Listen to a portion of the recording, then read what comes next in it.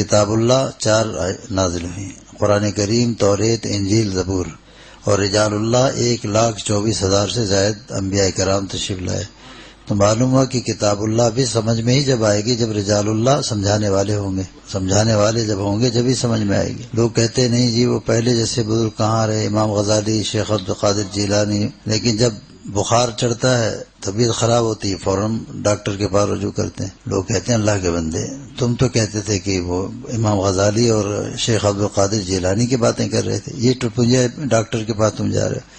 انتظار کرو، حکیم اجمل خان دہلی کے قبرستان سے اٹھ کر آئیں گے تو ان سے دوا تجویز کرا کے نبض دکھا کے نسخہ لکھوا لینا، استعمال کرنا۔ وہ کہتا ہے مجھے بیماری اتنی تیز، بخار اتنا تیز، میں بیماری میں مر رہا ہوں اور آپ کو مذاق کرنی؟ مذاق نہیں، آپ ہی نے تو کہا تھا کہ کہاں امام غزالی کہاں؟ ارے اس دور کے وہی حکیم الامت ہمارے امام غزالی بھی ہیں، شیخ عبدالقادر جیلانی بھی ہیں، پھر ان کے تمام خلفاء۔